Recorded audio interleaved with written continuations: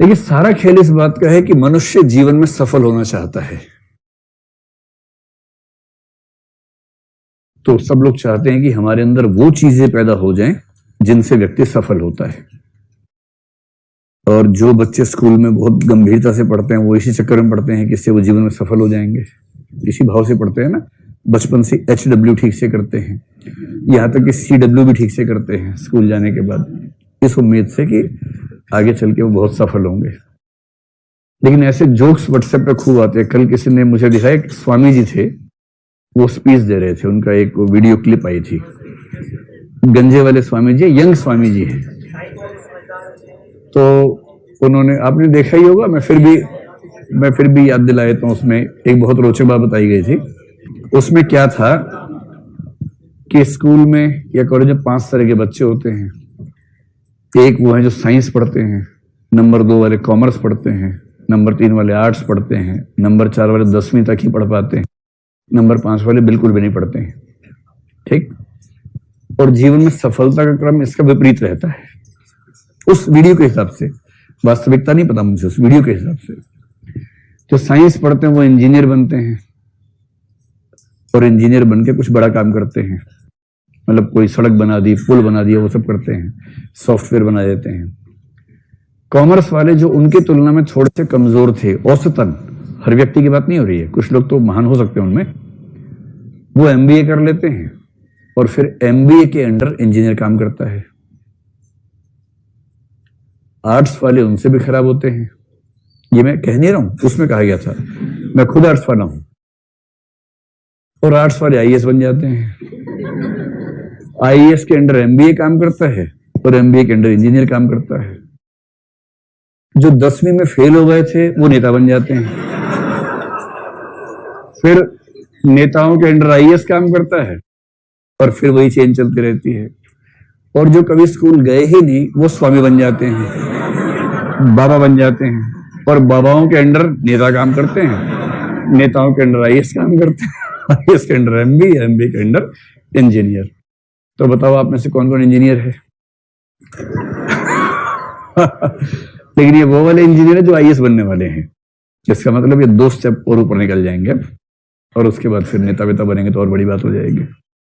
ये बात भी सही नहीं है ना, ये बात भी हंसी मजाक वाली बात है।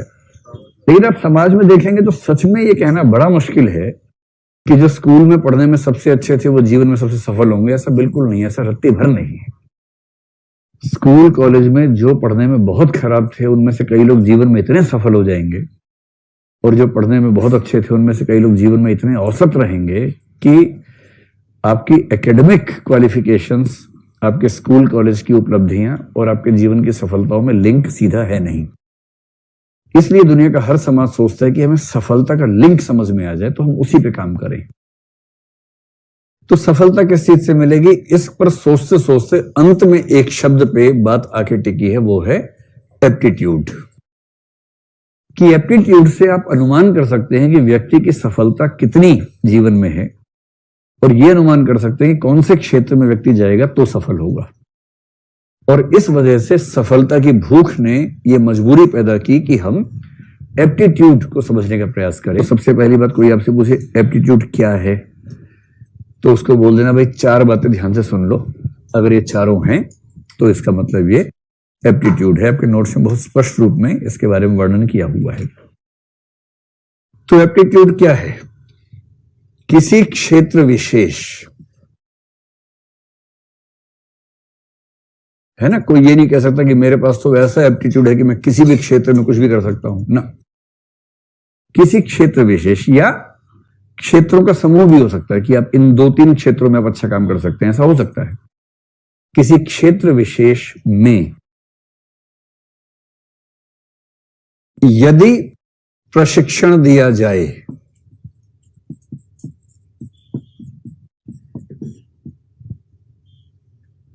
यदि प्रशिक्षण दिया जाए, है ना, केवल ऐसा नहीं कि बस यूं ही मनाया मुंह उठा के चल पड़े, तो उस क्षेत्र विशेष का कौशल सीखने या अच्छा निष्पादन करने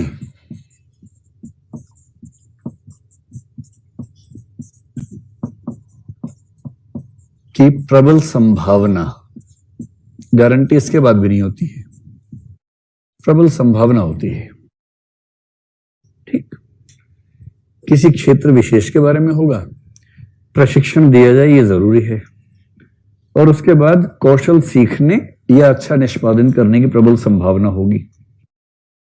और ये तीनों चीजें जिस चीज पर लागू होंगी, अगर मैं कॉमन एक बात कह दूं, वो है ऐसी विशेषताओं या क्षमताओं का समूह।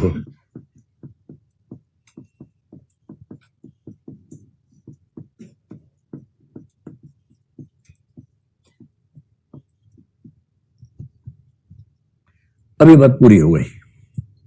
कई बार आपने अपने जीवन में देखा होगा कि बहुत ज्यादा पढ़े लिखे लोग भी असफल हो जाते हैं, लेकिन बहुत कम पढ़े लिखे लोग भी बहुत ज्यादा सफल हो जाते हैं। क्या आप जानते हैं कि इसके पीछे का कारण क्या है? तो चलिए आज इसी बात को समझते हैं। इस बात को समझाने के लिए मैं आप सभी को एक कहानी सुनाता हूँ। इस कहानी को आप बहुत ही ध्यान से सुनिएगा और समझिएगा। एक बार की बात है कि एक बहुत बड़ी जहाज बनाने वाली कंपनी ने एक बहुत ही विशाल जहाज बनाया।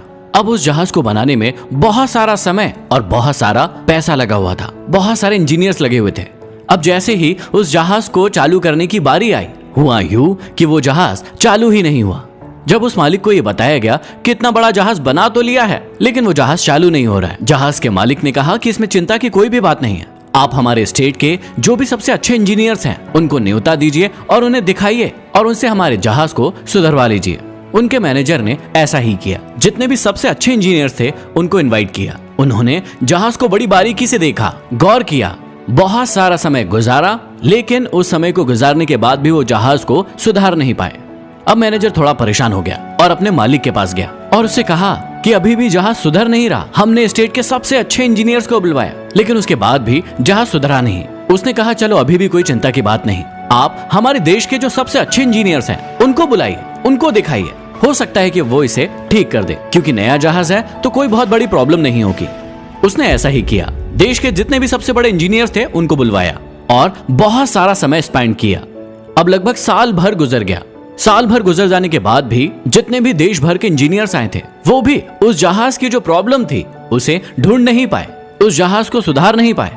अब वापस से मैनेजर अपने मालिक के पास गया तो मालिक ने कहा कोई चिंता की बात नहीं, आप विदेशों से बहुत अच्छे अच्छे और महंगे इंजीनियर्स बुलवाइए और उस जहाज को दिखवाइए कि ऐसी क्या प्रॉब्लम हो गई जिसकी वजह से ये जहाज ठीक नहीं हो पा रहा है। अब ऐसा ही हुआ। अब बहुत सारे इंजीनियर्स को विदेशों से बुलवाया गया और जहाज को दिखवाया गया कि ऐसी क्या प्रॉब्लम आ गई जिसकी वजह से ये जहाज ठीक नहीं हो पा रहा है। उन्होंने भी लगभग 6 महीने का समय बिताया और बिताने के बाद कंक्लूजन यही निकला कि वो भी उस जहाज को सुधार नहीं पाए।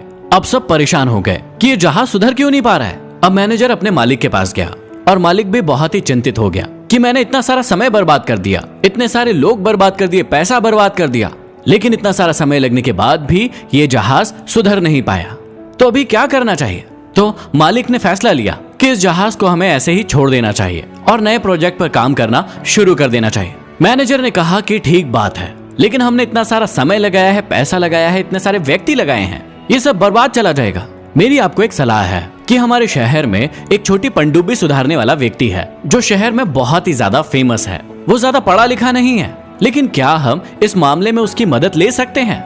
मालिक ने कहा कि इतने बड़े बड़े देश विदेश से इतने सारे इंजीनियर्स बुलवाए, लेकिन वो इंजीनियर्स इस जहाज को ठीक नहीं कर पाए, तो क्या ये पनडुब्बी वाला छोटा सा मैकेनिक हमारे इतने बड़े जहाज को ठीक कर पाएगा? आप रहने दीजिए। लेकिन मैनेजर ने कहा कि नहीं मालिक, हम इतना सारा पैसा और समय बर्बाद कर चुके हैं, तो क्यों ना उस व्यक्ति को भी एक बार मौका दिया जाए। अब ऐसा ही किया गया। वो मैनेजर उस छोटे से पनडुब्बी सुधारने वाले मैकेनिक के पास गया। उसने कहा कि मैकेनिक साहब, हमें अपना जहाज आपसे सुधरवाना है और इसके लिए आपको हमारे जहाज पर चलना है। मैकेनिक ने उसे देखा और मुस्कुराया और कहने लगा कि साहब, मैं एक छोटा सा मैकेनिक हूँ, छोटी छोटी सी नाव और पनडुब्बियां सुधारता हूँ। मैंने तो इतना बड़ा जहाज अपने जीवन में कभी देखा भी नहीं है, तो फिर मैं आपके जहाज को कैसे सुधार पाऊंगा? उस मैनेजर ने कहा कि मुझे पता है कि आपने ऐसा काम कभी नहीं किया, लेकिन शहर में आपका बहुत नाम है। जो भी लोगों की पनडुब्बियां खराब होती है वो सभी आपके पास ही उसे लेकर आते हैं। तो मेरा विश्वास है कि आप कुछ तो हमारी मदद कर ही सकते हैं, और चाहे ना सुधरे, लेकिन आप एक बार चलकर देख तो लीजिए। मैकेनिक उस मैनेजर की बात मान गया और जहाज पर चलने के लिए तैयार हो गया। जब वो जहाज पर गया तो वो आश्चर्यचकित रह गया, क्योंकि उसने अपने जीवन में इतना बड़ा जहाज कभी भी नहीं देखा था। सबसे पहले वो मैकेनिक उस जहाज पर चढ़ा और उसने 2-3 घंटे लगाकर जहाज का एक एक पार्ट घूमा, एक एक जगह पर घूमा, एक एक मशीन को देखा। अब मालिक और मैनेजर दोनों वहीं पर खड़े हुए थे। वो दोनों देख रहे थे कि ये छोटा सा मैकेनिक कितना आश्चर्यचकित हो रहा है इतने बड़े जहाज को देखकर। वो मुस्कुरा भी रहे थे और सोच में भी पड़े हुए थे कि इतना छोटा सा मैकेनिक क्या कर लेगा। लगभग 5-6 घंटे तक वो मैकेनिक उस जहाज पर घूमता रहा। अब उसके बाद एक समय ऐसा आया कि वो एक जगह पर जाकर रुक गया और बार बार वहां पर देखने लगा, बार बार सोचने लगा, समझने लगा और वहीं पर खड़ा रहा। अब बाकी सारे लोग उसे बड़े ध्यान से देखने लगे कि मैकेनिक एक ही जगह पर खड़ा क्यों हो गया और यहाँ पर खड़ा होकर क्या सोच रहा है। वो मैकेनिक थोड़ी देर वहां पर खड़ा रहा और सोचता रहा। थोड़ी देर के बाद उसने अपने झोले से एक हथौड़ी निकाली और उस हथौड़ी से एक जगह पर 3 बार जोर जोर से हथौड़ी से मारा और उसके बाद वो उस मैनेजर के पास गया और मैनेजर से कहा कि अब इस जहाज को चालू करके देख लीजिए। मैनेजर का दिमाग खराब हो गया, मालिक का भी दिमाग खराब हो गया कि इसने तो सिर्फ 3 हथौड़ी मारी और कुछ नहीं किया और कह रहा है कि अब जहाज को चालू करके देख लीजिए। मैनेजर ने ऐसा ही किया। मैनेजर जब जहाज चालू करने गया तो वाकई में जहाज चालू हो गया। सारे लोग आश्चर्यचकित हो गए, परेशान हो गए, दिमाग लगाने लगे कि इसने ऐसा क्या किया कि इतने कम समय में इस जहाज को चालू कर दिया। सभी लोग बहुत ही खुश हो गए और बहुत ही उत्साहित हो गए। मिठाइयां बंटने लगी क्योंकि इतने समय के बाद उनका जहाज सक्सेसफुली चालू हो गया था। अब लोगों ने पूछा कि आपने किया क्या, ये जहाज इतनी जल्दी चालू कैसे हो गया और आपने तो सिर्फ 3 हथौड़ी ही मारी और जहाज चालू हो गया। तो उस मैकेनिक ने बताया कि आपका जहाज पूरी तरीके से ठीक था, उसमें कोई भी प्रॉब्लम नहीं था। बस एक छोटी सी प्रॉब्लम थी कि एक फैन था, एक छोटी सी पंखी थी जो जहाज को चालू करने में बहुत ही इंपॉर्टेंट रोल अदा करती थी। वो पंखी कहीं पर अटक रही थी और उसी वजह से आपका जहाज चालू नहीं हो रहा था। मैंने 2-3 हथौड़ी मारी और वो पंखी फ्री हो गई और जिसकी वजह से आपका जहाज चालू हो गया। अब सभी लोग खुश हो गए और वो मैकेनिक अपनी दुकान पर वापस चला गया। मालिक ने उस मैनेजर को कहा कि अरे जाइए, उस नाव वाले से उसकी तनख्वाह, उसकी फीस जो भी होगी वो पूछ के तो आइए कि उसका कितना पैसा बना। जब मैनेजर उसके पास आया तो उस मैकेनिक ने उसके हाथ में एक बिल दिया। बिल देखकर मैनेजर मुस्कुराया और अपने मालिक के पास ले जाकर उस बिल को रख दिया। जब मालिक ने उस बिल को देखा तो मालिक का दिमाग खराब हो गया। उसने मैनेजर से कहा, ये भी कोई बिल है? इतना बड़ा बिल किस चीज का? उसने तो सिर्फ 3 हथौड़ी मारी है और 1 लाख रुपए का बिल बना दिया। मालिक ने मैनेजर से कहा कि हम उसे बिल्कुल 1 लाख रुपए देंगे, इसमें कोई बड़ी बात नहीं है, हमें उसे देना ही है, लेकिन आप उसके पास जाइए और उससे लिखवा कर लाइए कि ये बिल किस चीज का है। उसने ऐसा क्या किया कि उसने 1 लाख रुपए का बिल हमें बनाकर दिया है। वो मैनेजर उस नाव वाले के पास पहुंचा और नाव वाले के पास जाकर कहा कि हमारे मालिक ये जानना चाहते हैं कि आपने जो 1 लाख रुपए का बिल दिया है ये किस चीज का दिया है, आपने ऐसी क्या चीज की है, उसका ब्यौरा हमें इस बिल में चाहिए। उस नाव वाले ने एक और बिल बनाया और इस बिल को देखकर तो मैनेजर के चेहरे पर मुस्कुराहट ही आ गई। वो मैनेजर उस बिल को लेकर अपने मालिक के पास गया और कहा कि इस बिल में ब्यौरा लिख दिया गया है, आप इसे पढ़िए। अब मालिक ने भी इस बिल को ध्यान से पढ़ा और मालिक के चेहरे पर भी मुस्कुराहट आ गई और उसने अपने मैनेजर को कहा कि ये लो 1 लाख रुपए और उस व्यक्ति को दे कर आओ और उसे वहां से उठाओ और हमारी कंपनी में ज्वाइनिंग दे दो, क्योंकि अब वो यहीं काम करेगा। अब आप लोगों के मन में भी एक प्रश्न आ रहा होगा कि उस बिल में ऐसा लिखा क्या था कि उस व्यक्ति को 1 लाख रुपए मिल गए और उसे उसकी कंपनी में ज्वाइनिंग भी दे दी गई। अब ध्यान से सुनिएगा, उस बिल में लिखा था कि 20 रुपए हथौड़ी मारने के। ध्यान से सुनिएगा, हथौड़ी मारने के 20 रुपए और हथौड़ी कहां पर मारना है इस बात के 99,980 रुपए। हथौड़ी कोई भी मार सकता था, उस बात के 20 रुपए लिए गए, लेकिन किसी को नहीं पता था कि ये हथौड़ी मारना कहां है और उसी बात के 99,980 रुपए लिए गए। तो ध्यान रखिएगा कि आपके जीवन में सबसे महत्वपूर्ण चीज है एक्सपीरियंस। यदि आपके पास डिग्रियां बहुत सारी है लेकिन एक्सपीरियंस नहीं है तो उन डिग्रियों का, उस पढ़ाई का कोई भी मतलब नहीं है। लेकिन यदि आपके पास डिग्रियां नहीं है लेकिन आपके पास एक बहुत अच्छा एक्सपीरियंस है, आप बहुत समय से उस फील्ड में काम कर रहे हैं, तो वाकई में आपकी जिंदगी आप संवार सकते हैं।